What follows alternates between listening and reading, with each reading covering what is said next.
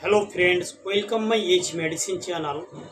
प्रतिदिনের মতো আজকে একটি নতুন বেটাকপ প্লাস 10 mg ক্যাপসুল আমরা জানবো। বেটাকপ প্লাস 10 mg ক্যাপসুলটি কি, এর ইউজ, তার ডোজ এবং তার সাইড ইফেক্ট কি হতে পারে, এই বিষয়গুলো আজকে ভিডিওর মধ্যে আমি ডিসকাস করব। তার আগে আপনাদের কাছে রিকোয়েস্ট, আপনারা এজ মেডিসিন চ্যানেলকে সাবস্ক্রাইব করুন, পাশে থাকা বেল আইকনটিকে প্রেস করে দিন, অল নোটিফিকেশন অন করে রাখুন, সবার আগে ভিডিও পাওয়ার জন্য।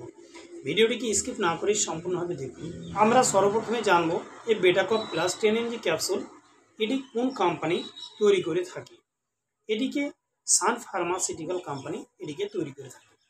তারপরে আসুন আমরা জানবো যে এই মেডিসিনের মধ্যে কি কি কন্টেন্ট, অর্থাৎ কি কি সার দিয়ে এই মেডিসিন তৈরি হয়েছে।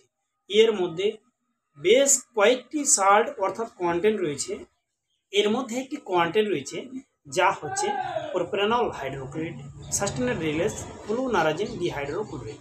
এটি নিয়ে গঠিত হয়েছে এই বেটাকপ 10 mg ক্যাপসুল। আসুন এবার আমরা জানবো এটির ইউজ। তারপরে আসুন আমরা জানবো যে এই মেডিসিন কোন সমস্ত ডিজিজের ক্ষেত্রে ডাক্তারবাবুরা প্রেসক্রাইব করে থাকে।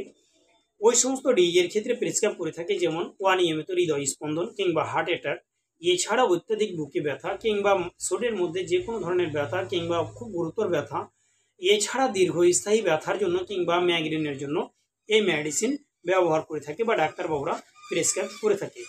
আসুন এবার আমরা জানবো যে এই মেডিসিনের ডোজটি কী হতে পারে। পেশেন্টের উপর ডিপেন্ড করে ডাক্তারবাবুরা তার ডোজ নির্ণয় করে থাকে।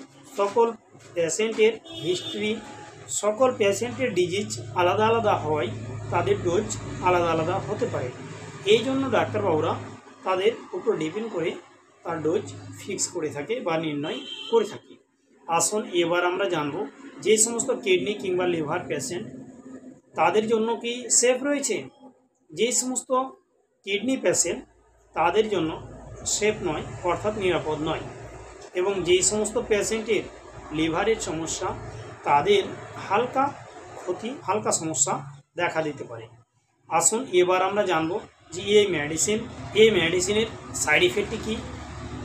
এই মেডিসিনের বেশ কিছু সাইড ইফেক্ট লক্ষ্য করা যায়, যেমন ব্যথা, কোষ্ঠকাঠিন্য, এছাড়া মুখে অবসাদ কিংবা পেটে ব্যথা, এছাড়া ডায়রিয়া, এই সমস্ত সিমটমসগুলো দেখা দিতে পারে।